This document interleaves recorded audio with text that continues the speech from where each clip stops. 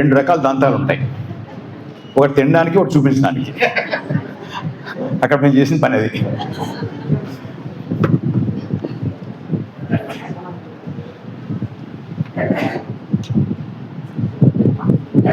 ఇది తీసేయండి, మన కొంచెం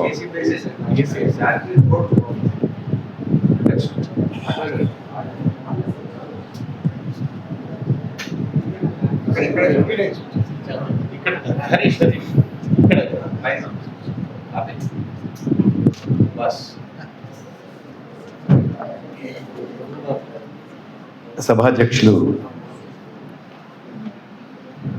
పాకా ప్రసాద్ గారు, ప్రొఫెసర్ శ్రీధర్ గారు, ఓంకర్ గారు, పరమేశ్వర్ గారు, ప్రొఫెసర్ చాంద్ గారు, మా అందరికీ స్వాగతం పలికిన రాఘవ్ గారు,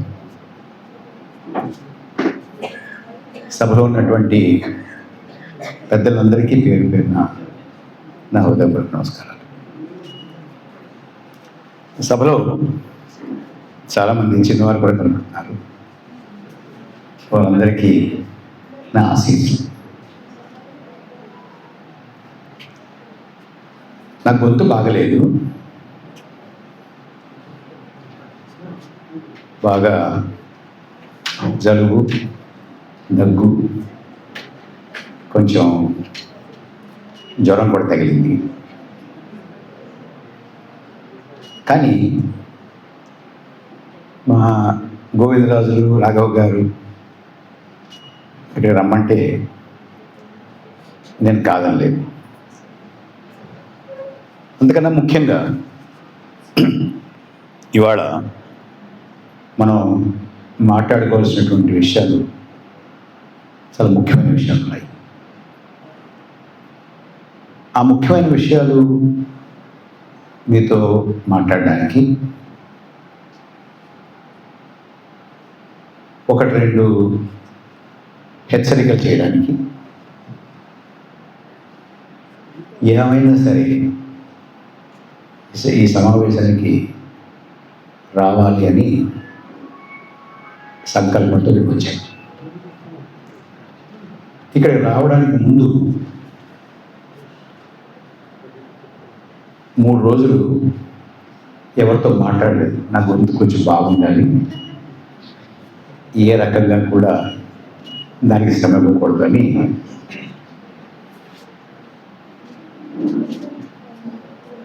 ఈ 2-3 రోజులు ఈ శక్తి అంతా కాస్త సేవ్ చేసుకుని వచ్చాను. ముఖ్యంగా నేను చెప్పదలుచుకున్నది పెద్దవాళ్ళందరికీ తెలుసు విషయాలు. ఇక్కడ కాలేజీలు, స్కూల్స్ చదువుతున్న వాళ్ళు పెరుగుతున్నారు. వారి కోసం ప్రత్యేకంగా 3-4 విషయాలు చెప్పాలి.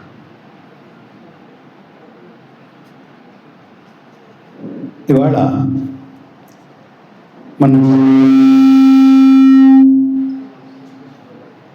చాలా విచిత్రమైన పరిస్థితిలో ఉన్నాం. ఒకసారి ఆశ్చర్యవేస్తుంది. దేశం స్వాతంత్ర సముపార్జించడానికి సుదీర్ఘకాలం పోరాటం చేసింది, సత్యాగ్రహాలు చేసింది, కొంతమంది సాయుధ పోరాటం చేశారు.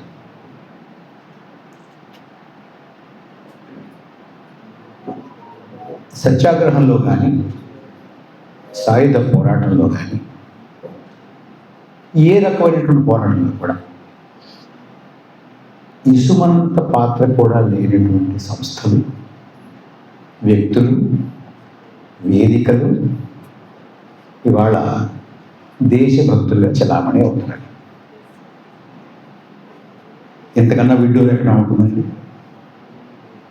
స్వతంత్రం కోసం జరిగిన పోరాటంలో పాలు పంచుకోకుండా మేము దేశభక్తులో చెప్తున్నారండి.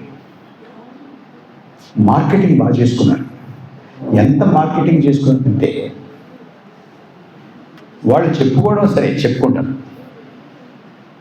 చాలామంది నమ్ముతున్నారు. నమ్మడమే కాదు, మొన్నటి వరకు మేధావులు అనుకున్న వాళ్ళు కూడా వేదికలెక్కి ఎంతో త్యాగాలు చేసినటువంటి సంస్థ, ఎంతో త్యాగాలు చేసినటువంటి వ్యక్తులు, ఈ జాతి నిర్మాణం కోసం తహతహలాడిన వారు అని ఉపన్యాసాలు ఇస్తున్నారు.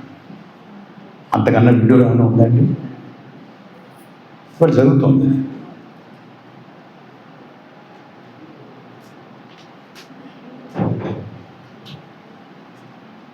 మనకి మన దేశంలో మణిపూర్ అని ఒక రాష్ట్రం ఉంది.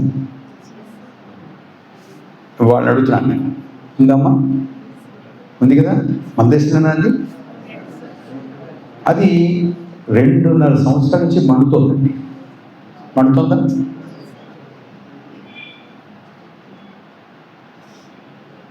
అనేక వేల మంది గుడారాల్లో, శిబిరాల్లో తలదాచుకుంటున్నారు.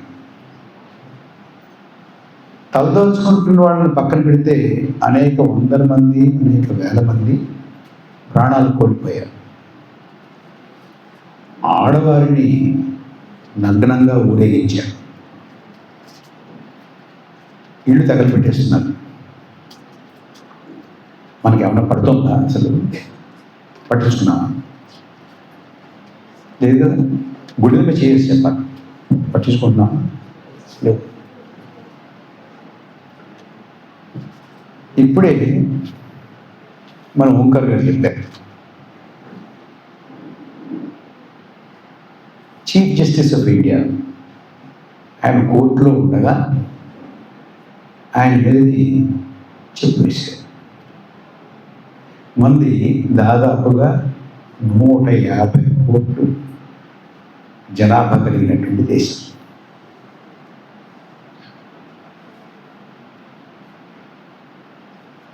ఒక్కరు కూడా రోడ్డు ఎక్కలేదు కదా. ఇంకెలా ఏమొస్తానమ్మా మీ ఊళ్ళో రాఘవ్ గారు, జర్నలిస్టు కానీ, లాయర్లు కానీ ఎక్కడ చేశారు? ఏం చేశారు? రిటైర్డ్ జడ్జిలు కానీ, మేధావులు కానీ సంతకాలు పెడతారు. 272 సంతకాలు, ప్రముఖ పౌరులని సంతకాలు పెడుతుంటారు. చూడండి, అదిలా ఉంది, ఇలా ఉంది, పెద్ద చేయకూడదు, అలా చేయకూడదు, దేశాన్ని అప్రతిష్ట పాలు చేయకూడదు చెప్పారు కదా ఉండడం. వాళ్ళు కానీ ఇదే అయ్యో చీఫ్ జస్టిస్ ఇండియా మీద చెప్పుకొస్తుంటారా అన్నారు ఎవరైనా? ప్రభుత్వానికి కానీ, ప్రధానమంత్రికి కానీ, న్యాయమంత్రికి కానీ, హోంమంత్రికి కానీ ఎవరికైనా పట్టిందండి? పట్టదు.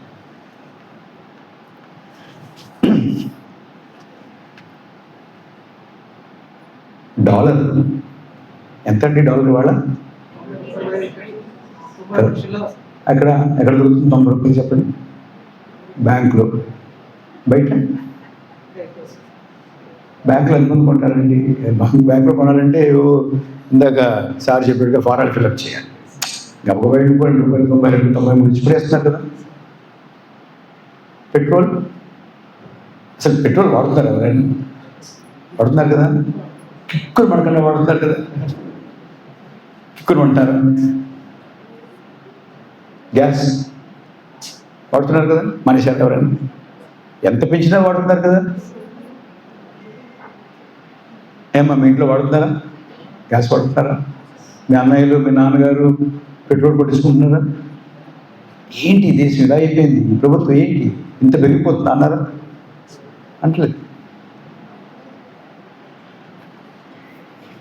మొన్న ఇన్ని సమస్యలు మనకు ఉంటే, మణిపూర్ సమస్య ఉంటే, డాలర్ సమస్య ఉంటే, నిరుద్యోగుల సమస్య ఉంటే, ఇన్ని సమస్యలు ఉంటే,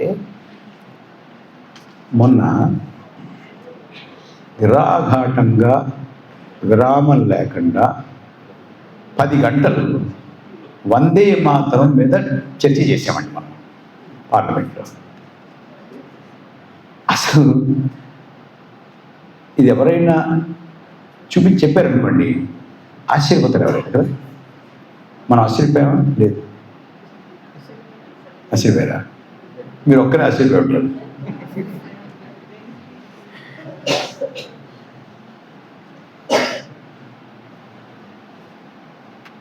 ఇవాళ ప్రపంచ మానవ హక్కుల దినోత్సవం. దాని గురించి మాట్లాడుకుంటూ వచ్చాను. ఇవన్నీ మానవ హక్కులకు సంబంధించినవే, రాజకీయాలు అనుకోకండి. అవునా? మానవ హక్కులే కదా. ఇవి మానవ హక్కుల అంటే universal declaration of human rights. ఇవాళ ప్రసాద్ గారు చెప్పినట్టుగా ఇవాళ దాన్ని ఆమోదించారు. ఒక విషయం మీకు చెప్పాలి, పిల్లలు కూడా ఉన్నారు ఇక్కడ. దీని డ్రాఫ్ట్లో ఒరిజినల్గా all men are created equal అని ఉండేదండి ఒరిజినల్ డ్రాఫ్ట్. అంటే జనరల్గా డిక్లరేషన్ ఆఫ్ అమెరికన్ ఇండిపెండెన్స్ అయినా ఎక్కడైనా కూడా ఎవరైనా కూడా all men are created equal, men are created equal అనే ఉంటుంది మామూలుగా. ఇది ఇలా ఉండకూడదు. All men are created equal కాదు, all human beings are created equal అని ఎవరు చెప్పారు తెలుసండి? దీన్ని ఒక సవరణ ప్రతిపాదించి ఆ సవరణని ఆమోదింపచేసినటువంటి వ్యక్తి హంస జీవరాజ్ మెహతా అనేటటువంటి ఒక మహిళ, భారతదేశానికి సంబంధించినటువంటి మహిళ. ఆవిడ ఆ United Nations committee on human rights గురించి ఉన్న కమిటీలో సభ్యురాలుగా ఉండి ఆవిడ లేచి all men are created equal కాదు, all human beings are created equal అని ఆవిడ సవరణ ప్రతిపాదించింది. మస్తాను.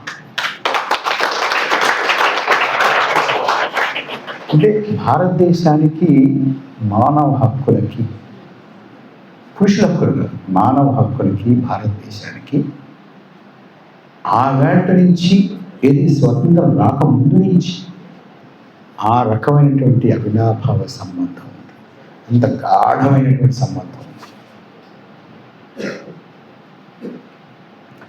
46, 47, 48 ఆ ప్రాంతాల్లో ఇటువంటి ప్రతిపాదన పెట్టడం అనేది ఒక విప్లవాత్మకమైనటువంటి చర్య, మామూలు చర్య కాదు. ఆ రోజులు ఎవరు ఆలోచించలేదు కదా, ఒక భారతీయ మహిళ ఆలోచించింది. మనం ఇక్కడ కూర్చుని ఇంటర్నేషనల్ హ్యూమన్ రైట్స్ డే పాటిస్తూ ఆమెను గుర్తు చేసుకోవాలి కదా. గుర్తు చేసుకుంటూ మణిపూర్ గురించి గుర్తు చేసుకోవాలి, డాలర్ గురించి గుర్తు చేసుకోవాలి,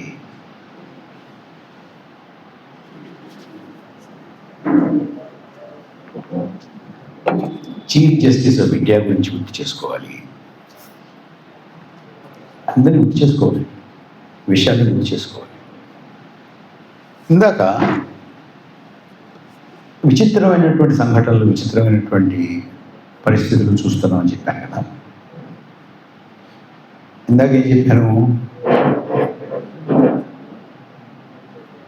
దేశభక్తుల గురించి చెప్పాను కదా. ఇంకొక విచిత్రమైనది ఏమిటంటే,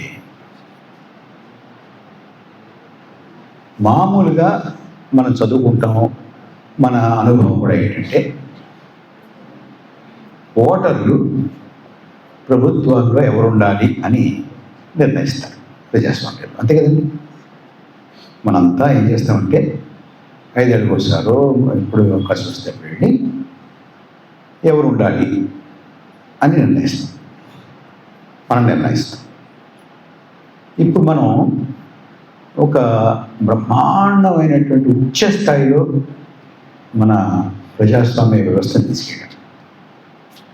దాని ప్రకారం ఏం జరుగుతుందంటే ప్రభుత్వం ఓటర్లుగా ఎవరు ఉండాలి అని నిర్ణయిస్తుంది. ఎంత గొప్ప పరిణామం అండి ఇది. దానికి ఒక చిన్న ముద్దు పేరు పెట్టాడు.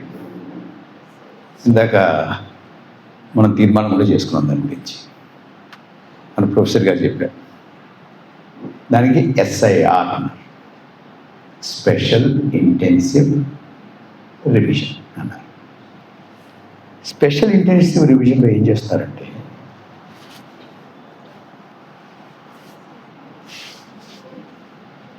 మన ప్రధానమంత్రి గారు చాలాసార్లు బాహాటంగా చెప్పారు. ఆయన చాలా ఓపెన్ మైండెడ్ అండి, ఆయన మనసులో ఏం చూసుకోరు.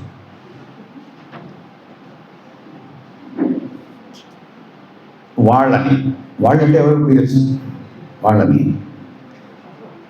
బట్టలను బట్టి గుర్తుపట్టి ఇచ్చో చెప్పాడు. సరే కదా, ఇప్పుడు బట్టలను బట్టి గుర్తుపెట్టాలంటే అస్తమానం అన్నిసార్లు కుదరదు. ఇప్పుడు మా మస్తానం ఉంది, బట్టలు బట్టి ఏం గుర్తుపడతాం? గుర్తుపెట్టగలవా? గుర్తుపట్టలేం. అంచేత పేరు నువ్వు చీర కట్టుకుంది కానీ మస్తానమ్మ ఉంది, తీసేస్తారు.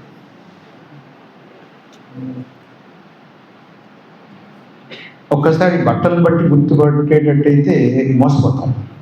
మరి శ్రీధర్ గారు ఉన్నారు, బట్టను బట్టి ఏం గుర్తుపడతావు? మనవాడే అనుకుంటాం, కానీ చాలా ప్రమాదమైంది. ఈ పీక్ పాలిస్ కదా. రాఘవ శర్మ ఎంత బాగుందండి, మనవాడే ఎలా ఉంటాడు, కానీ ఈయన ప్రమాదమే. ఈయన మరొకరు వాళ్ళు ఇంట్లో చేస్తుంటాడు. సో ఆయన తీసేయాలి. వీడు పర్వాలేదు, ఆయన పర్వాలేదు, ఈయన పర్వాలేదు, అమ్మో ఈయన ప్రమాదంగా ఉన్నాడు, ఆయన అని ఎవరు ఉండాలి ఎవరు ఉండకూడదు అని ఇవాళ ప్రభుత్వం డిసైడ్ చేస్తుందండి. మొన్న మధ్య నాకు ఎవరు బీహార్ ఎన్నికలు అయిన తర్వాత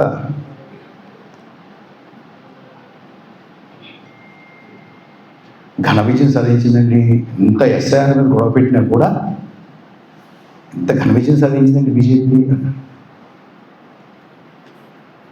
నాయన, బీహార్లో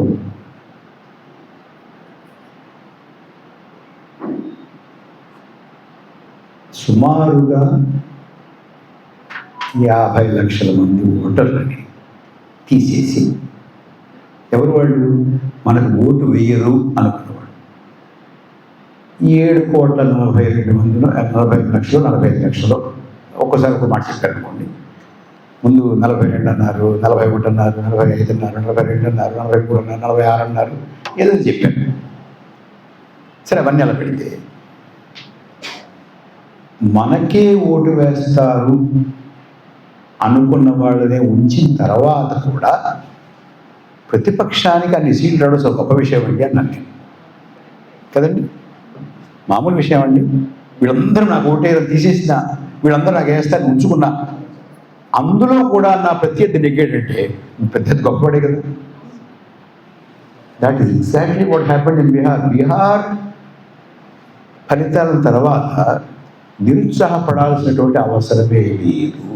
ఎందుకు లేదంటే నాకే ఓటు వేస్తారు, వీళ్ళే ఎన్నికల జాబితాలో ఉండాలి, ఓటర్ల జాబితాలో ఉండాలి అనుకున్నా కూడా ఇందాక శ్రీధర్ గారు చెప్పారు, వాడికి చాలా సమాచారం ఉంది. ఎవరు పరిస్థితి ఏమిటి, ఎవరు ఓటేస్తారు నాకు, ఎవరు ఓటు వేయరు అనేంత పరిశోధన చేసి నాకే ఓటు వేస్తారు అని ఉంచినటువంటి వాళ్ళలో కూడా ప్రతిపక్షానికి ఓటేశారంటే ప్రతిపక్షం గొప్పది దేశం, దానికి జనబలం ఉంది. మామూలు అయితే అక్కడ బీజేపీ ఎన్డీఏకి నూకలు చెల్లిపోయినట్టే. ఇది కేవలం దాన్ని మ్యానిపులేట్ చేశారు కాబట్టి ఇవాళ ఘన విజయం చెప్పుకుంటారు అంతే. దీంట్లో ఏమీ అనుమానం లేదు. నేను చెప్తున్నాను మీకు, నేను కూడా బీహార్లో ఒక వారం 10 రోజులు పర్యటన చేసి వచ్చాను.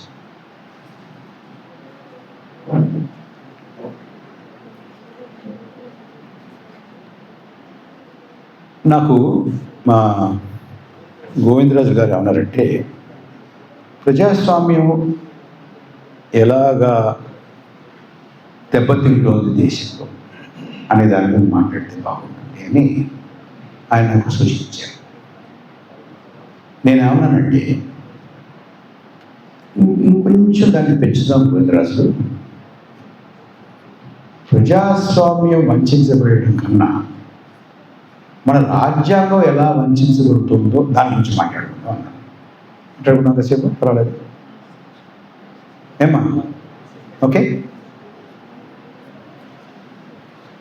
దానికన్నా ముందు మన రాజ్యాంగం ఎంత గొప్పదో ఒక విషయం చెప్పాలి మీకు.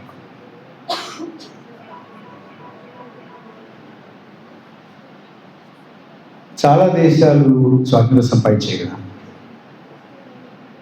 రెండో ప్రపంచ యుద్ధం తర్వాత. అంతకుముందు కూడా కొన్ని దేశాలు ఏర్పడ్డాయి. ఈ ప్రపంచంలో ఏ దేశం ఏర్పడినా అది 1492 కావచ్చు, 1495 కావచ్చు, 1648 కావచ్చు, 1800 సంవత్సరాల్లో కావచ్చు, 16లో కావచ్చు, 17 శతాబ్దంలో కావచ్చు, ఎప్పుడు కావచ్చు, ఏ దేశం ఏర్పడినా మొట్టమొదట ఆ దేశం ఏర్పడిన తర్వాత అక్కడ ఉన్నటువంటి పెద్దవాళ్ళందరూ కూర్చుని ఆలోచించింది, నిర్ణయించింది ఏమిటంటే, ఈ దేశంలో ఎవరు పౌరులు, ఎవరు ఈ దేశంలో భాగస్వాములు, ఈ దేశం ఎవరిది, ఈ దేశం ఎవరికి చెందుతుంది, ఈ దేశ రాజకీయ వ్యవస్థలో భాగస్వాములు ఎవరు. ఇదే ఎక్కువ డిబేట్ దీని మీద జరిగిందండి. చాలా దేశాలు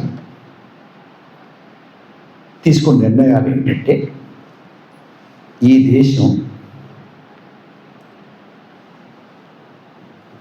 ఈ తోలు ఈ రంగులో ఉన్న వాళ్ళకే చెందుతుంది,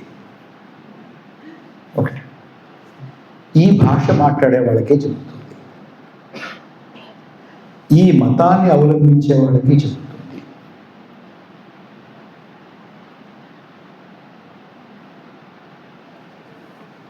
ఈ నైసర్గిక ప్రాంతంలో ఉన్నటువంటి వాళ్ళకే చెందుతుంది, ఈ సంస్కృతిని అవలంబించే వాళ్ళకే చెందుతుంది అనేది నిర్ణయం. మరి ఈ భాష మాట్లాడిన వాళ్ళు, ఈ సంస్కృతి అవలంబించిన వాళ్ళు, మీలాగా ప్రార్థించిన వాళ్ళు, మీ మతానికి చెందినటువంటి వాళ్ళు, మీ ప్రాంతానికి చెందినటువంటి వాళ్ళు, మీ రంగు కానటువంటి వాళ్ళు, వీటి సంగతి ఏంటి? ఏమిటి వీడేమైపోవాలి? గెడ్డే గడ్డి వాళ్ళకి సంబంధం లేదు మనతో, ఇది మందిది. వెళ్ళంటే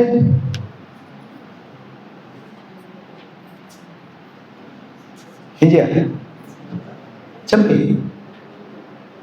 అనేక దేశాలు ఈ దేశంలో, మన దేశంలో ఎవరు భాగస్వాములు, ఎవరు పౌరులు, ఎవరు ఈ దేశాన్ని చెందాలి అని నిర్ణయించి, వీళ్ళు చెందాలి అని నిర్ణయించిన తర్వాత చెందినటువంటి వాళ్ళని గెట్టేశారు, వెళ్ళకపోతే చంపేశారు. అవునా? ఈ ప్రపంచంలో ఒకే ఒక్క దేశం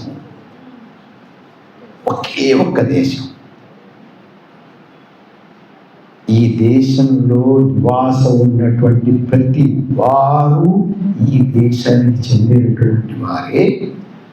ఈ దేశంలో పుట్టి ఉన్నటువంటి ప్రతి వారికి ఈ దేశం చెందుతుంది. ఈ దేశంలో ఉన్నటువంటి ప్రతి వారు ఈ దేశ రాజకీయ వ్యవస్థలో భాగస్వాములే. అని నిర్ణయించినటువంటి దేశం కేవలం భారతదేశం.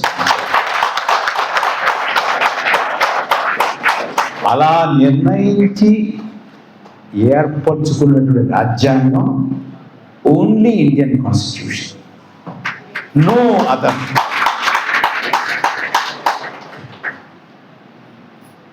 గొప్ప విషయం కదా. అంటే భారతదేశంలో మతానికి, రంగుకి, జాతికి, సంస్కృతికి, భాషకి, దీనికి కూడా దేశ భాగస్వాములుగా ఉండడానికి అర్హతలు పెట్టనటువంటి దేశం భారతదేశం మాత్రమే, భారత రాజ్యాంగం మాత్రమే.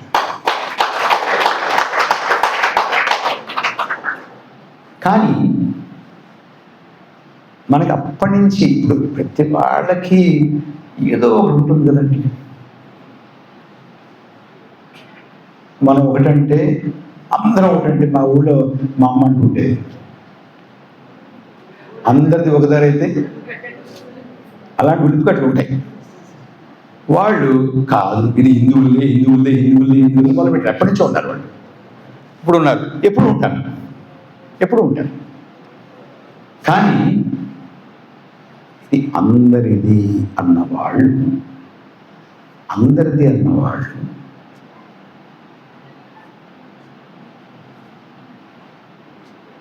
మీరు ఆగండి, ఈ దేశం అందరిది అని చెప్పి మన రాజ్యాంగాన్ని ఏర్పాటు చేశారు. రాజ్యాంగాన్ని ఏర్పాటు చేసేటువంటి నేపథ్యం చిన్నవారు ఉన్నారు కాబట్టి చెప్తాను, కొంచెం శ్రద్ధగా వినండి అమ్మాయి. స్వాతంత్రం ఎప్పుడు వచ్చింది? 47 కదా. 47 ఆగస్ట్ 15 మన రాజ్యాంగ సభ 46 నవంబర్లో ఏర్పడింది కదా, స్వాతంత్రానికి ఉంది. అంటే మేము వెళ్ళిపోతున్నాము అని నిర్ణయించుకున్న తర్వాత ఒక సభ ఏర్పాటు చేశాం, మీరు రాజ్యాంగం రాసుకోండి అయ్యా.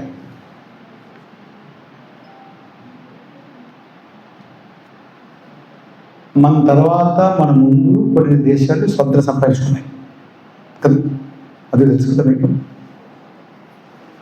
వాళ్ళు ఏం చేశారంటే అమెరికాలోనూ ఇంగ్లాండ్లోనూ మన చాంద్ గారు లాంటి ప్రొఫెసర్ని అడిగి ఏమంటే మాకు రాజ్యాంగం రాసి పంపించండి, మీకు ఎంత ఇస్తా ఉన్నారు. వాళ్ళు రాసి పంపించారు. కానీ మన దేశంలో ఉన్నటువంటి పెద్దలు మేమే కూర్చొని రాసుకుంటాం అన్నారు. మేమే కూర్చొని రాసుకుంటాం అని చేత రాజ్యాంగ సభ ఏర్పడింది. మనకెవ్వరూ కూడా రెడీమేడ్గా అమెజాన్లో ఆర్డర్ పెడితే వచ్చి ఇవ్వలేదు ఎవడు. ఇది స్విగ్గీ కాదు, జొమాటో కాదు, ఇది మాకు ఒక సభ కావాలి, మేము కూర్చొని రాసుకుంటాము అని. మీరు నమ్మరు, 3 సంవత్సరాలు రాత్రి పగళ్ళు వాదోపవాదాలు చేసి చర్చోపచర్చలు చేసి ఒక రాజ్యాంగాన్ని రాశారు.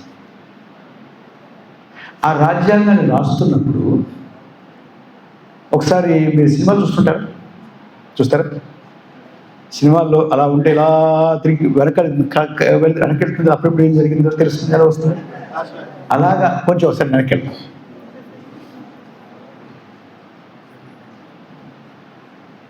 దేశాన్ని విభజించి 2 దేశాలు చేసి స్వాతంత్రం ఇచ్చి దండబెట్టి వెళ్ళిపోయారు. వాళ్ళు వెళ్ళిపోదాం కూడా అనుకుని, మరి దేశాన్ని విభజించాలంటే ఏం చేయాలి, ఎక్కడ విభజించాలి? మత ప్రాతిపదిక మీద విభజిస్తున్నాం కాబట్టి ఇక్కడ ఎక్కువ ముస్లింలు ఉన్నారు, హిందువులు ఎక్కువ ఉన్నారు, ముస్లింలు ఎక్కువ ఉన్నారు అనేది అక్కడ ఎక్కడ లైన్ గీయాలి? ఎక్కడో చోట లైన్ గీయాలి కదా. దానికోసం ఇంగ్లాండ్ నుంచి రాడ్క్లిఫ్ అని ఒక ఆయన తీసుకొచ్చారు. ఆయనకు అంతకుముందు అసలు భారతదేశం ముక్కు మొహం తెలియదండి. పాపం వచ్చాడు. ఆయనకి 15 రోజులు 20 రోజులు టైం ఇస్తారు. కానీ ఎక్కువ తొందరగా చేయాలి. ఆయన ఏం చేశాడు, కూర్చుని మ్యాప్ పెట్టుకున్నాడు. ఒక గీత గీసాడు, గీత గీసాడు, పడమరలో గీత గీసాడు, తూర్పులో గీత గీసాడు. గీసిన తర్వాత ఆయన అనుమానం వచ్చింది, ఏదో తేడా వచ్చేలా ఉంది అని. అక్కడ గొడవ జరుగుతున్నాయి కదా, దేశంలో గొడవ జరుగుతున్నాయి. ఇది ప్రకటించిన తర్వాత వీళ్ళెవ్వరూ కూడా నన్ను ప్రాణాలతో ఉండరు, ఎవరు తరిమితులు కొట్టేస్తారని చెప్పి రాత్రికి రాత్రి విమానం ఎక్కి లండన్ వెళ్ళిపోయాడు. ఇట్స్ ఎ ఫ్యాక్ట్ అండి. ఆయన వెళ్ళిన తర్వాత ఆయన నేను ఎక్కిన తర్వాతే మీరు దీన్ని విడుదల చేయాలని చెప్పి వెళ్ళాడు. అప్పుడు ఏమైనా ఎగిరింది, ఇక్కడ విడుదల చేశాను. ఇంకా గొడవలు అయిపోయింది. ఎందుకు గొడవలు అయ్యాయంటే, ఒక ఊరు మధ్యలో చెడిపోయిందండి ఒక గీత. కొన్ని ఊరు మధ్యలో చెడిపోతే పర్వాలేదు, ఒక రోడ్డు మధ్యలో చెడిపోయింది. పోని ఒక రోడ్డు మధ్యలో చెడిపోయిందా పర్వాలేదు అనుకుంటే, ఒక ఇంటి మధ్యలో చెడిపోయింది. ఒక ఇంట్లో ఆ గదేమో పాకిస్తాన్ అండి, ఈ గదేమో ఇండియా అండి.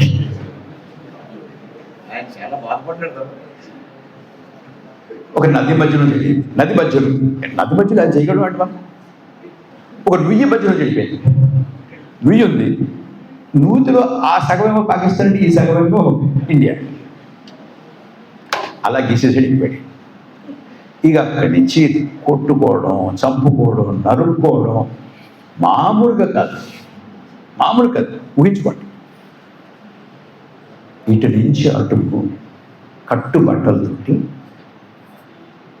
ఇక్కడ తరివేస్తే రైలుకి అక్కడికి వెళ్ళేటప్పటికి శవాలు రైలు.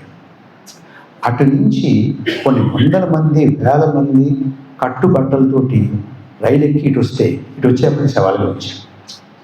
బతికున్న వాళ్ళు మీరు వినండి జాగ్రత్తగా, అంటే ఇంత కంఫర్టబుల్ కాదు ఆ రోజు.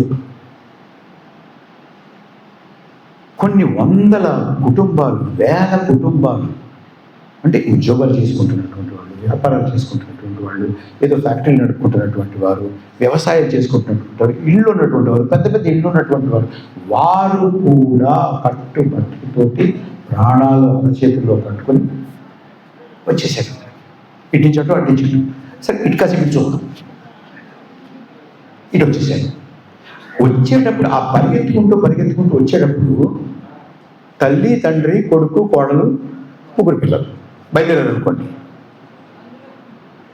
అందులో తండ్రి ఒకవైపు, తల్లి ఒకవైపు, కొడుకు ఒకవైపు, కోడలు ఒకవైపు, ఇద్దరు పిల్లలు అటువైపు, ఒక పిల్లడు ఇటువైపు, ఒకరి కాలు దిగిపోయి, ఒకరి చెవి దిగిపోయి, ఒకరి చేయి దిగిపోయి, ఒక కనుపోయి వచ్చి పడ్డారు. ఒకసారి ఊహించుకోండి వాళ్ళ పరిస్థితి, వాళ్ళ బాధ ఊహించుకోండి. వాళ్ళు వచ్చేటప్పటికి పెద్ద పెద్ద కాంతిశీల శిబిరాలు ఎలా ఉంటుందో తెలుసుకోండి మీకు. అన్నీ అక్కడే, పడుకోవడం అక్కడే, చేయడం అక్కడే, స్నానం చేయడం అక్కడే, అన్ని సమస్త కాలకృత్యాలు అక్కడే. ఎక్కడ ఎవరున్నారో తెలియదు, అంటువ్యాధులు. అలాంటి వాతావరణంలో కొన్ని వేల మంది, వీళ్ళందరూ ఎవరిని తింటున్నారు? ముస్లింలు తింటున్నారు. అంతే కదా, వాళ్ళ వల్ల ఇలా వచ్చేసాం మేము, మమ్మల్ని తరివేశారు, మమ్మల్ని ఇంత ఇబ్బంది పెట్టేశారు అంటున్నప్పుడు రాజ్యాంగ సభ జరుగుతాం పక్కన. ఊహించుకోండి, రాజ్యాంగ సభ జరుగుతాం. రాజ్యాంగ సభలో ఉన్నటువంటి ప్రముఖులందరూ కూడా ప్రభుత్వంలో కూడా ప్రముఖులు. అది నెహ్రూ కావచ్చు, అంబేద్కర్ కావచ్చు, పటేల్ కావచ్చు, పెద్ద పెద్ద వాళ్ళందరూ కూడా ప్రభుత్వంలో కూడా పెద్దలు. అప్పటికి భారతదేశంలో స్థానిక సంస్థానాలు ఇంకా విలీనం కాల. సుమారు 500 చిల్లర సంస్థానాలు. అవి ఉంటాయో తెలియదు, ఓడతాయో తెలియదు, మడవైపు ఉంటాయో తెలియదు, అట్లు విడిపోతాయో తెలియదు. ఇంత అల్లకల్లో కాశ్మీర్ ఇంకా ఏమవుతుందో తెలియదు, జునాగఢ్ ఏమవుతుందో తెలియదు, హైదరాబాద్ ఏమవుతుందో తెలియదు. మిగతా వాళ్ళు నమ్మకంగా అక్కడక్కడ కొంతమంది వస్తున్నారు, కొంతమంది రావట్లేదు. ఇంత అల్లకల్లోలమైనటువంటి దేశ పరిస్థితి, ఎవరు ఎక్కడున్నారో తెలియనటువంటి పరిస్థితి, ఏమవుతామో తెలియని పరిస్థితి. అసలు ఈ సంపాదించినటువంటి స్వాతంత్రం ఉంటుందా లేదా, చేయజారిపోతుందా అనేటటువంటి ఒక భయం, ఒక ఆందోళన. ఆ పరిస్థితుల్లో ఇంత పెద్ద ఘోరమైనటువంటి పరిస్థితి, ఇంతమంది వచ్చి చేయబోయేటటువంటి పరిస్థితి. ఇటువంటి పరిస్థితుల్లో ప్రభుత్వాన్ని నడుపుకుంటూ ఏదో చేసుకుంటూ అప్పటికి ఇంకా మొత్తం సైన్యం అంతా మన చేతిలో రాలేదు. ఎందుకంటే సైన్యాన్ని ఆదేశించేటువంటి పెద్ద పెద్ద ఉన్నతాధికారులు అంతా ఇంకా బ్రిటిష్ వాడే, పోలీసుకి ఇంకా ఇన్ని ఉన్నతాధికారులు అంతా బ్రిటిష్ వాడే. ఇంకా మన చేతికి ఏవి పగ్గాలు రాకుండా ఇంత అల్లకల్లోలైన పరిస్థితి, ఇది అసలు అదుపులో వస్తుందో రాదు కూడా ఇంత మారణ హోమం జరుగుతుంది. అన్న ఇందాక శ్రీధర్ గారు చెప్పారే, అన్న తమ్ముడు నిన్నటి వరకు భాయి అనుకున్న వాళ్ళంతా పొడి చేసుకున్నారు. పక్కనున్న వాడిని పొద్దున్న చేసి పొడి చేసి ఎందుకు పొడి చేసి అలాంటి పరిస్థితుల్లో ఈ ప్రభుత్వంలో కాసేపు పొద్దున పని చేసుకుని అంతా ఏం చేయాలి అని ఆలోచించుకుని దానికి కావలసిన ఆదేశాలు ఇచ్చి అక్కడి నుంచి బయలుదేరి రాజ్యాంగ సభలో వచ్చేది. ఆ వస్తున్నప్పుడు ఒకసారి ఊహించుకోండి, కల్పన చేసుకోండి. వస్తున్నప్పుడు ఆ దారిలో ఈ కాందేశిక శిబిరాలు, వాళ్ళ హాహాకారాలు, ఒకడు పిల్లలు ఉండడం లేకపోవడం, చేయిపోయిన వాళ్ళు, కాలిపోయిన వాళ్ళు, కలిపోయిన వాళ్ళు, చెవిపోయిన వాళ్ళు, ముక్కు తెగిపోయిన వాళ్ళు, అంత దారుణమైన పరిస్థితి వాళ్ళు ఉండి వాళ్ళు ఏమైనా ప్రతీకారం ఇచ్చుతూ ఉన్నారు. వాళ్ళందరూ ప్రతీకారం తీర్చుకుంటే ఉంటుంది కదా వాళ్ళందరూ. అంత ఉండి వాళ్ళు ఇలా చేశారు, మమ్మల్ని ఇలా చేశారు, వాళ్ళు ఇలా చేశారు, ఆ దేశం ఇలా చేసింది, జనా ఇలా చేశారు, వాళ్ళు ఇలా చేశారు, వీళ్ళు చేశారు అంటున్నారు వాళ్ళందరూ. వీళ్ళందరూ అటువంటి పరిస్థితుల్లో రాజ్యాంగ సభలోకి వచ్చి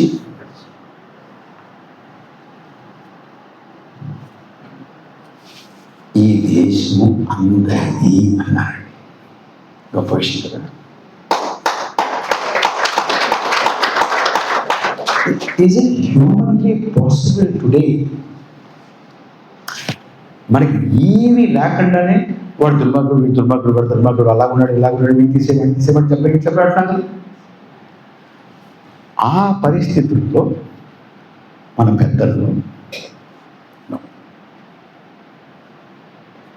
ఈ దేశంలో అందరూ ఉండాలి, అందరూ సమానంగా ఉండాలి, అందరినీ గౌరవించాలి, అందరూ పౌరులే, అందరూ ఇందులో భాగస్వాములే అన్నారంటే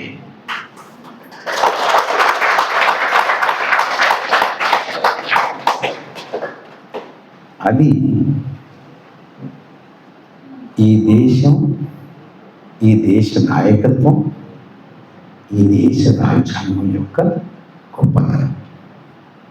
ఉత్కృష్టమైనటువంటి రాజ్యాంగం, ఉన్నతమైనటువంటి నాయకత్వం, మహోన్నతమైనటువంటి దేశం.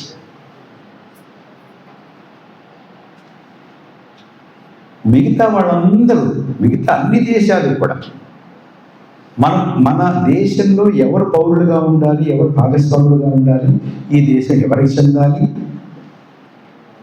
అని నిర్ణయించుకుంటుంటే మనం దాని గురించి అసలు చర్చ చేయలేదండి. మన రాజ్యాంగ సభలో దాని మీద చర్చ కాదు. మీకు ఇంకో విషయం తెలుసో తెలియదు, చిన్నవారి చెప్తున్నాను. రాజ్యాంగాన్ని ఆమోదించక ముందే భారతదేశం భారత ఎన్నికల కమిషన్ ఏర్పాటు చేసింది. వీళ్ళు election commission of India was established much before the constitution adopted. కాన్స్టిట్యూషన్లో కూడా దాని గురించి ప్రొవిజన్ ఉంది, కానీ election commission of India strictly speaking is not a creature of the constitution of India. Election commission ఆ వేళ ఎవరి కింద పనిచేసింది? కాన్స్టిట్యూట్ అసెంబ్లీ సెక్రటరీ కింద పనిచేసింది. ఆ వేళ దేశంలో సగటు అక్షరాస్యత 8-9% అండి. Only 7 to 8 or 9 people were literate in the country then. ఇవాళంతమా 70-72 ఎంత ఉంటాయి కదా, 7-8. మగవాళ్ళది 12, ఆడవాళ్ళది 7 ఎంత, సగటున 2 కలిపి. అప్పుడు మన రాజ్యాంగ నిర్మాతలు ఏమన్నారంటే, చదువు ఉన్నా లేకపోయినా ఆస్తి ఉన్నా లేకపోయినా, ఏ మతమైనా, ఏ కులమైనా, ఏ భాష మాట్లాడినా, ఎలా ఉన్నా, ఏం ప్రార్థించినా, ఏదైనా సరే ప్రతి వాడికి ఈ దేశంలో ఓటు ఉంటుంది. That's all.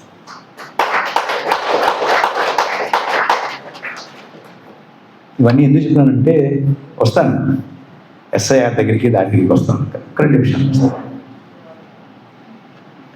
So that is the principal.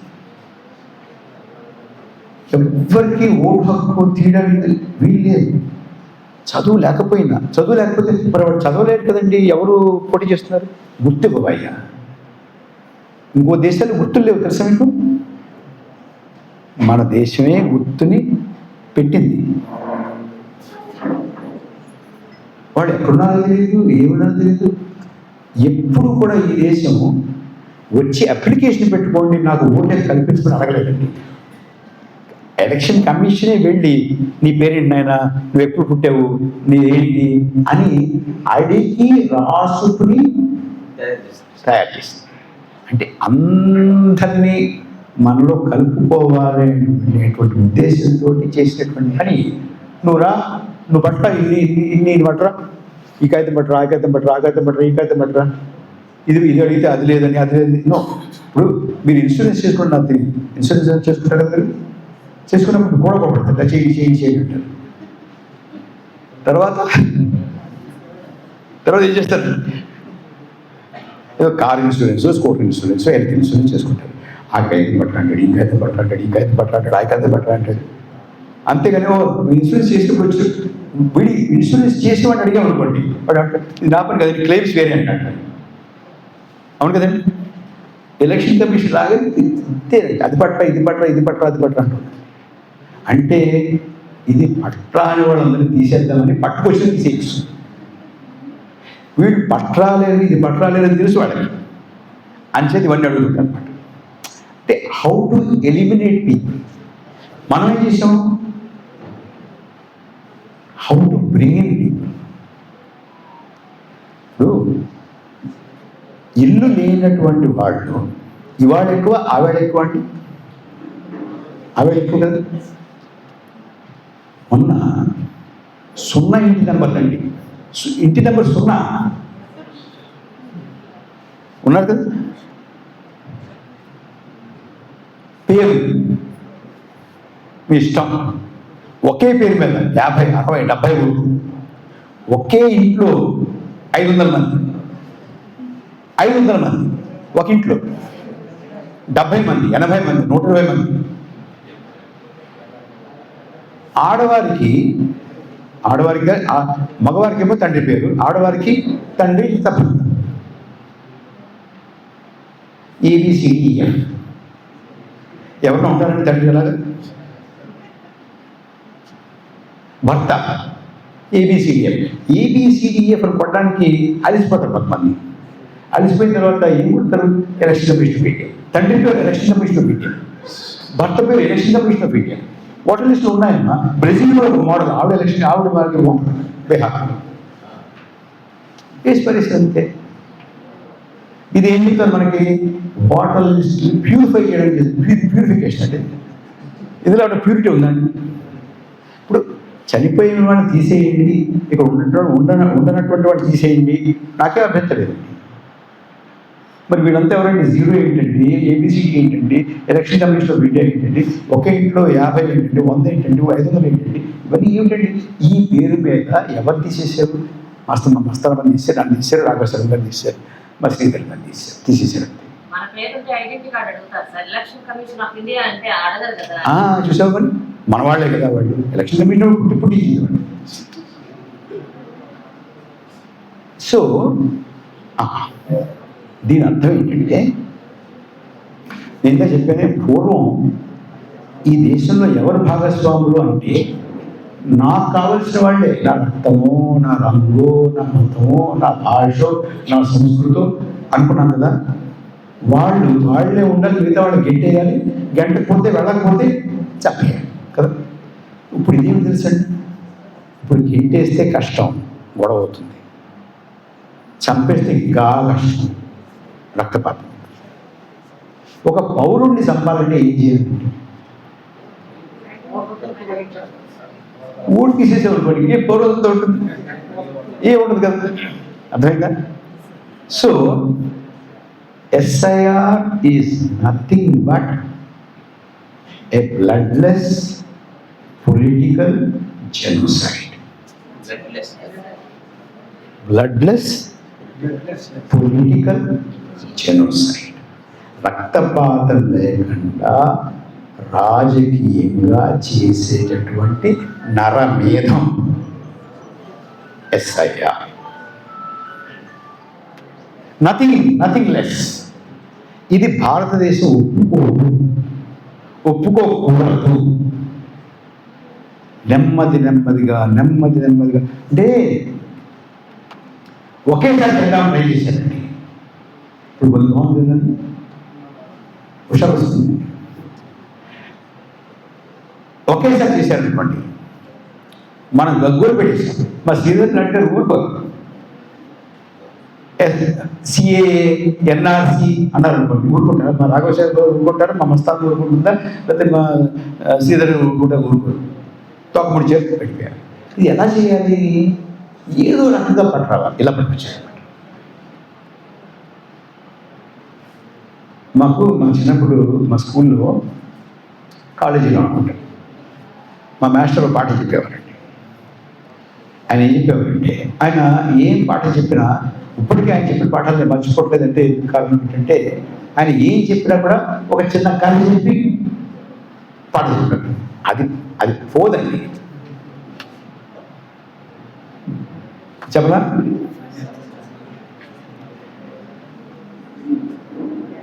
ఒక తప్పేడ అంటే తెలుసా మీకు?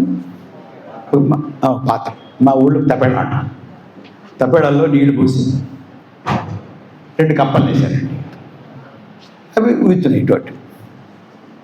హాయిగా అది స్టవ్ మీద పెట్టి చిన్న మంట పెట్టాడు. మా శ్రీధర్ గారి లాంటి కప్ప ఉందంటే, పరకాల గారు ఇది ప్రమాదంగా ఉంది, ఇది బాగా వేడెక్కుతుంది, మనల్ని ఏదో మార్చేస్తుందేమో. నేను అన్నాను, ఒకటి శ్రీధర్ గారికి అన్నీ ఇలాగే ప్రతిదానికి మీరు ఏదో కీడు శంకిస్తూ ఉంటారు. ఇందాకే చల్లగా ఉంది, ఇప్పుడు బాగా కదా, హాయిగా ఉంది. వందే భారత్ రైలు వస్తున్నాయి, బాగా రోడ్లు వేస్తూ ఉంటున్నారు. అసలు భారతదేశం విశ్వ గురువు అంటున్నారు. ఎంత బాగుంది, చక్కగా ఉంది కదా, వెచ్చగా ఉంటుంది. ఇంకొంచెం పెరగగానే శ్రీధర్ గారు ఏమన్నారు, అమ్మో ఇందాకన్నా పెరిగింది పరకాల గారు, ఇది ప్రమాదంగా ఉంది. మీకు ఇలాగే అంటారండి, ఇందాకన్నా బాగుంది, ఇప్పుడు ఇంకా వెచ్చగా. మనం పుల్వామాలో కొట్టాము, అలా కొట్టాము, పాకిస్తాన్ని ఇష్టపడే దాన్ని ఇది చేసాం, అది చేసాం, ఇంకా బాగుంది. నేను బాగుందంటే అది బాగుంటుంది అంటే, బాగుందంటే అది బాగుంటుంది అంటాడు. చివరికి ఇద్దరు కలిసి మాట్లాడి, అదే మా ఇద్దరిని కలిపి మనం మరుగుతున్న నీళ్ళు వేసేవాళ్ళు టకాపు దూకేస్తా బయట కదా, ఉండవా? అంచేత ఇప్పుడు ఏం చేస్తారంటే వీళ్ళు నెమ్మదిగా ఒకసారి ఇది, ఒకసారి అది, ఒకసారి ఇది, ఒకసారి ఇది, ఒకసారి అది, ఒకసారి ఇది. ఎందుకంటే ఒకసారి ఇది అయిన తర్వాత రెండోది అవుతుంది కదా. రెండోది అయ్యేటప్పటికి మొదటి మనిషి ఉంటారు, దీని మీదే మాట్లాడుకుంటారు. టీవీ పెట్టామనుకోండి ఇదే ఉంటుంది, మీ ఫేస్బుక్లో ఇవే వస్తాయి, పాత ఫోన్. ఇది ఎన్నో వస్తుంది, ఇప్పుడు వచ్చేవాళ్ళకి వస్తుంది. ఆ తర్వాత ఇంకోటి 2 వచ్చేవాళ్ళకి వస్తుంది. ఇట్లా ఇప్పుడు పెట్రోల్ మర్చిపోయాం, మణిపూర్ మర్చిపోయాం, డాలర్ మర్చిపోయాం, గ్యాస్ మర్చిపోయాం, మర్చిపోతూ ఉంటావు. నువ్వు పేపర్ వాడికి డాలర్ పాత న్యూస్ అయ్యా, ఎప్పుడు పడంటే పాత న్యూస్. మణిపూర్, అబ్బో మణిపూర్ ఎప్పటిదని బాబు, ఎందుకంటే ఇప్పుడు మణిపూర్ ఇవాళ డిబేట్ చేద్దాం. వందే మాత్రం ఎప్పుడు, కానీ ఇప్పుడు కరెంట్ 10 గంటలు అండి మన లోక్సభ. సో నెమ్మదిగా అంచేత మిత్రులారా, ప్రజాస్వామ్యం ఒక్కసారి నరికివేయబడదు.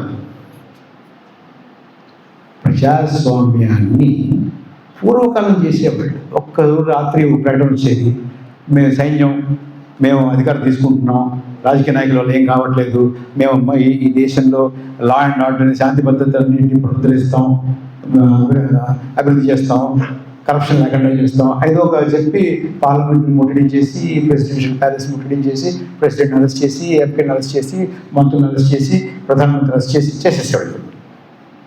ఇప్పుడు అలా చేయట్లేదు. నెమ్మదిగా స్మాల్ మనకు తెలియకుండానే, మన కళ్ళెదురుగుండానే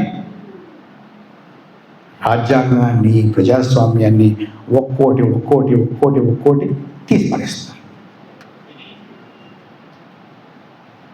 ఇది ఇవాళ మనం ఎదుర్కొంటున్నటువంటి సమస్య. నేను 2-3 విజ్ఞప్తులు చేద్దామని ప్రత్యేకంగా వచ్చాను. ఒకటి, కొంతమంది ఏమో పౌర హక్కుల కోసం పోరాడుతూ ఉంటారు, కొంతమంది కార్మికుల కోసం పోరాడుతూ ఉంటారు, కొంతమంది బాలికల విద్య కోసం పోరాడుతూ ఉంటారు, కొంతమంది బాల కార్మిక వ్యవస్థ రద్దు చేయడం పోరాడుతూ ఉంటారు, కొంతమంది పర్యావరణం గురించి పోరాడుతూ ఉంటారు, కొంతమంది చేనేత కార్మికుల గురించి పోరాడుతూ ఉంటారు, కొంతమంది రిక్షా కార్మికుల గురించి పోరాడుతూ ఉంటారు, కొంతమంది ట్యాక్సీ డ్రైవర్ల గురించి పోరాడుతూ ఉంటారు, కొంతమంది మార్కెట్లో కూరగాయల వ్యాపారం చేసే వాళ్ళ హక్కుల కోసం పోరాడుతూ ఉంటారు. రకరకాలుగా పోరాడుతూ ఉంటారు. ఇందాక శ్రీధర్ గారు చెప్పారు, అది నాది కాదు కదా, ఇది నాది, ఇది కాదు కదా, నువ్వేంటి ఇందులోకి వచ్చావు, నువ్వేంటి అందులోకి వచ్చావు, మనం ఏర్పడిందే బాల కార్మికుల కోసం ఏర్పడినాం, ఇవన్నీ మనకెందుకు? మనం ఏర్పడిందే పౌర చైతన్యం కోసం, ఇవన్నీ మనకెందుకు? మనం ఏర్పడిందే పర్యావరణం కోసం, ప్లాస్టిక్ వాడకూడదు, ఇంతే, నేనేం చూడండి ఇంతే అని చాలామంది గిరిగేసి కూర్చోండి దేశంలో. వారందరికీ నేను మీ ద్వారా చేసేటువంటి విజ్ఞప్తి ఏంటంటే, మీరు గనక ఇవాళ మన ప్రజాస్వామ్యానికి, మన రాజ్యాంగానికి వాటిల్లినటువంటి నొప్పుని ఎదుర్కోవడానికి ఇవన్నీ పక్కన పెట్టి సంసిద్ధులు కాకపోతే, పోరాడకపోతే, కొన్ని మాసాల్లో మీకు పోరాడడానికి వేరే ఏమి ఉండదు. ఇట్స్ ఓవర్, గేమ్ అయిపోయింది. సో ప్లీజ్ అండర్స్టాండ్, ఒక్కడ అర్థం చేసుకోండి. మీరు ఇప్పుడు మనకి ఇంట్లో పెళ్ళి వచ్చింది అనుకోండి, మిగతా ఎన్ని పనులు పక్కన పెడతాం కదా, చావు వచ్చింది, అన్నీ పక్కన పెట్టి అదే చూసుకుంటాం కదా ముందు, ఏమండి? లేకపోతే స్కూల్కి వెళ్ళాలి, లేదా కాలేజీకి వెళ్ళాలి, లేదా బజార్ వెళ్ళాలి, లేదా షాప్ తీయాలంటాం, అన్నాం కదా ముందు. ఇది ఇవాళ రాజ్యాంగానికి చావు వచ్చింది, ప్రజాస్వామ్యానికి చావు వచ్చింది. మిగతా అన్నీ పక్కన పెట్టి రాజ్యాంగాన్ని, ప్రజాస్వామ్యాన్ని 2 చేతులతోటి కాపాడుకోకపోతే మన ఉనికి, మన మనుగడ ఉండదు అని చెప్దామని వచ్చాను. నేను మిమ్మల్ని భయభ్రాంతులు చేసే ఉద్దేశంతో రాలేదు, ఉన్న పరిస్థితి మీకు చెబుదామని వచ్చాను. దయచేసి మీరు చిన్నవారు కూడా ఆలోచించాలి. ఎందుకంటే ముఖ్యంగా చిన్నవారు మీరు ఆలోచించాలి. ఇప్పుడు మేము కూర్చున్నామండి, మీరు విమానాశ్రయం చూశారు, ఇక్కడ ఎయిర్పోర్ట్ చూశారు కదా, ఎయిర్పోర్ట్లో రన్వే ఉంటుంది, రన్వే కదా. మాకు మా ముందున్న రన్వే తక్కువ, మా వెనకాల రన్వే ఉంటుంది. మీకు మీ ముందున్న రన్వే ఎక్కువ. సో రన్వే మీద ఇంకా దూరం వెళ్ళాల్సింది మీరు కాదు. మా రన్వే వెనకాల మాది అయిపోతుంది. So please understand this. It is not something that you can take lightly.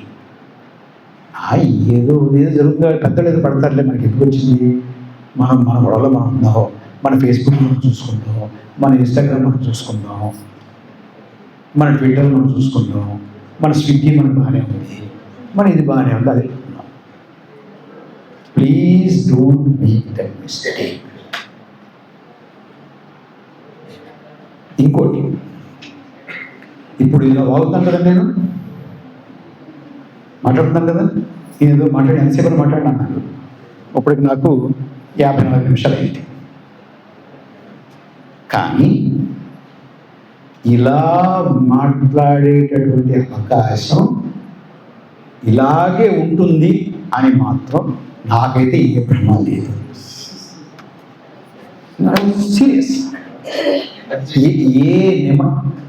ఏ నిమిషంలో ఈ లోపలికి వెళ్ళిపోతాడు, ఏ నిమిషంలో ఆయన లోపలికి వెళ్ళిపోతాడు, ఏ నిమిషంలో ఆయన లోపలికి వెళ్ళిపోతాడు, ఎప్పుడు ఈయన వెళ్ళిపోతాడు తెలియదు. మీరు ఈ సభకు వచ్చారు కాబట్టి మీలో వర్క్ వెళ్ళిపోతాడు. No jokes, I'm telling you. నన్నండి పూణేలో Gokhale institute of economics and political science వాళ్ళు లెక్చర్ ఇచ్చారు. నేను చదువుకున్నాను కాబట్టి నేను వెళ్ళి అక్కడ మాట్లాడి వచ్చిన ఒక వారం రోజుల్లో ఆ గోఖలే ఇన్స్టిట్యూట్ డైరెక్టర్ని డిస్మిస్ చేశారు, సస్పెండ్ చేశారు. అంటే ఎందుకు సస్పెండ్ చేశారు? నువ్వు పరకాల ప్రభాకర్ పిలిచేవాళ్ళు సస్పెండ్, ఇది బాగలేదు, అది బాగలేదు, ఇదేదో చేయలేదు, అదే చేయలేదు, ఇది ఎవరు చెప్తారు. ఇది నేను చెయ్యలేదు, ఇది నేను బాధ్యుడు కాదు అని ఎవరు నిరూపించుకోవాలి? అసలు నిరూపించుకోవాలి, అంతే కదా. అది నెలలు పడుతుందా, వారాలు పడుతుందా, సంవత్సరాలు పడుతుందా, దశాబ్దాలు పడుతుందా? పడుతుంది. ఉమర్ ఖాలిద్ ఉన్నాడు, ఏం చేసాడు బాబు, ఎవడంటే అద్భుతంగా ఉంటాడు. వాడు ఈ దేశం మొత్తాన్ని పిగిలించి పారేయగలడు, స్మాల్ ఫెలో.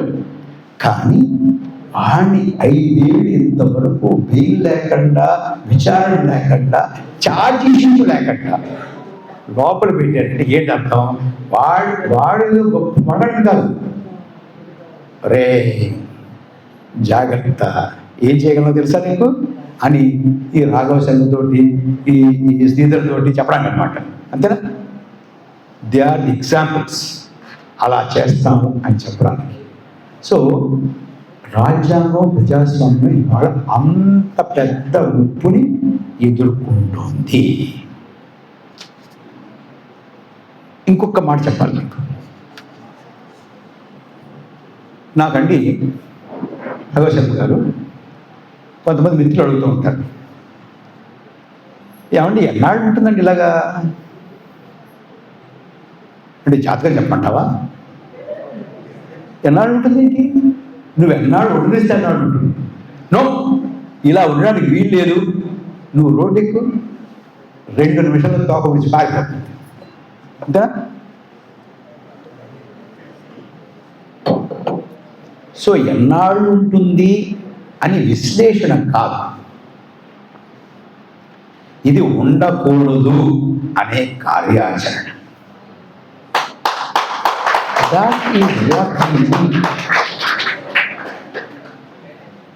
మీరు క్రికెట్ చూస్తారా? ఇష్టమైన క్రికెట్ చూస్తే ఏం చేస్తారు మీరు?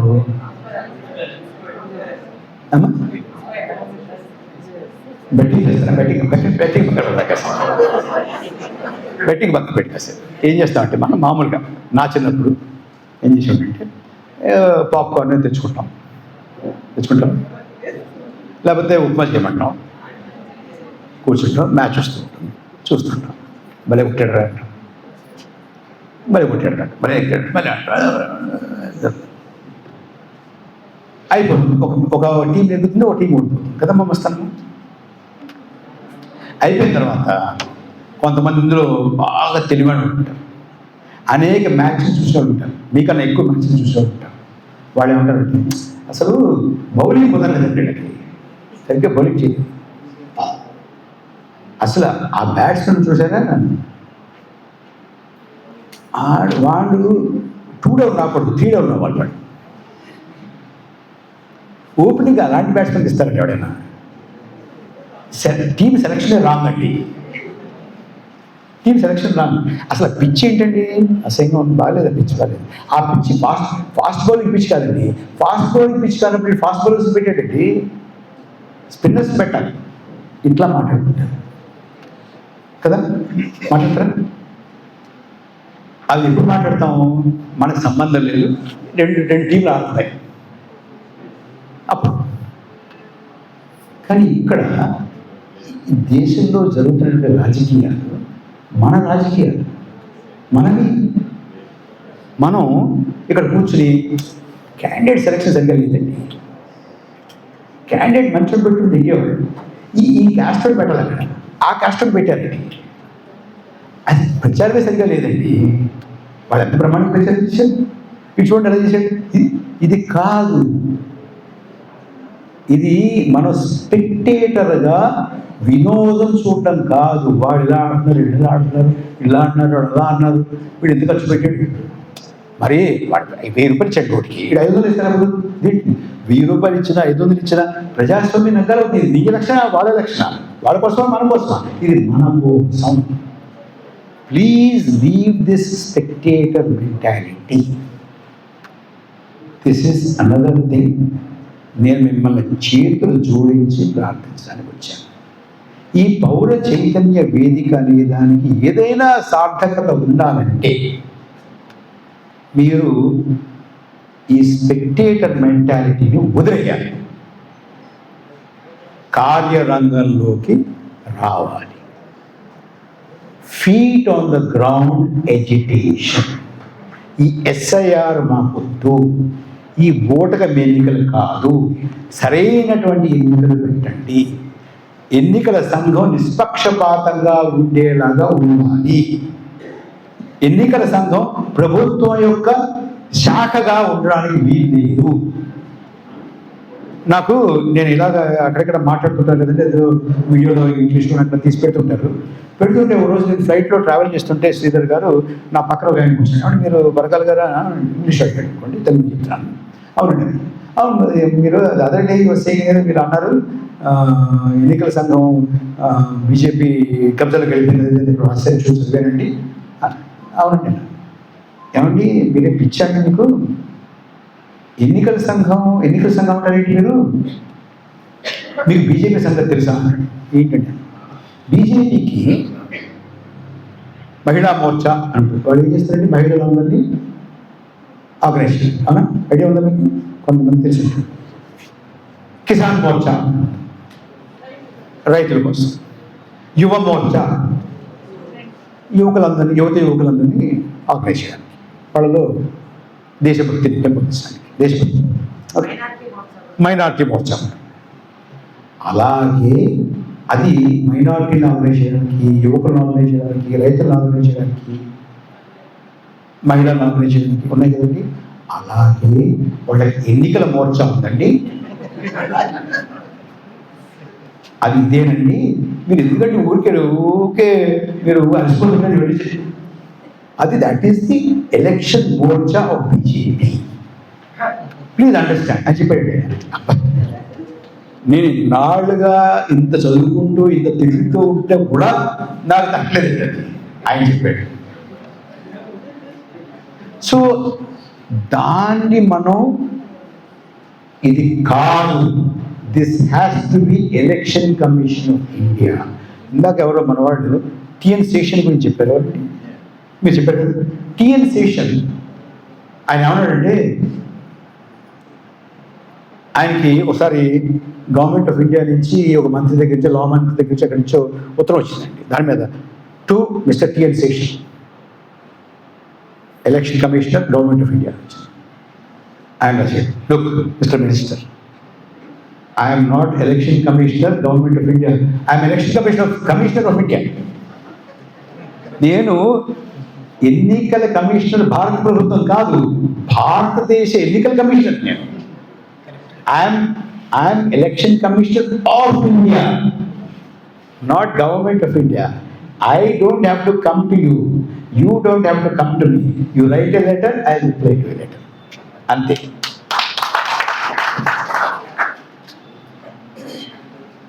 ఆ స్థితిలో ఎలక్షన్ కమిషన్ ఉండాలి అని ఉద్యమించకపోతే యు ఫినిష్డ్. ఓటు హక్కు నీ పౌరసత్వాన్ని రుజువు చేసుకోవాల్సినటువంటి అవసరం లేకుండా ఇదివరకు నుంచి ఎలా ఉందో అలా ఉంటేనే ఎన్నికలకు వెళ్తాము, ఎన్నికల్లో ఉంటాము.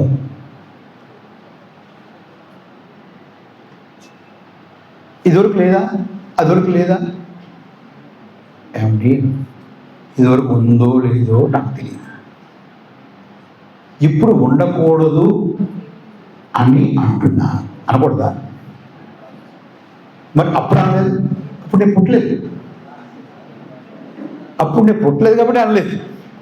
ఇప్పుడు నేను పుట్టాను, చూస్తున్నాను, ఇలా ఉండకూడదు అంటున్నాను. అంటే ఏంటి, ఈ ఉద్దేశం ఏమిటి? అప్పుడు ఉంది కాబట్టి ఇప్పుడు ఉంది అంటున్నావు నువ్వు. అప్పుడు వాడు మోసం చేసి నేను మోసం చేస్తాను అంటున్నావు. అలాంటి చెప్పు. అది కాదు కదా. అంచేత 2, ఉదాసీనత వదలండి. ఇది స్పెక్టేటర్గా మనం గేమ్ చూడడం అనేది మానేయండి. The game we are also players. This is not a cricket match. This is election. Election is for us, for this country. ఈ రకమైనటువంటి మానసికంగా సిద్ధమై మనం ముందుకు వెళితేనే ఈ రాజ్యాంగాన్ని, ఈ పౌరసత్వాన్ని, ఈ ప్రజాస్వామ్యాన్ని, ఈ భారతదేశాన్ని, ఈ భారతదేశం ఎందుకు నిలబడింది నాళ్ళు, ప్రపంచంలో భారతదేశం యొక్క విలక్షణమైనటువంటి స్వరూపం ఏమిటి అనేది మనం నిలబెట్టుకోగలుగుతాము.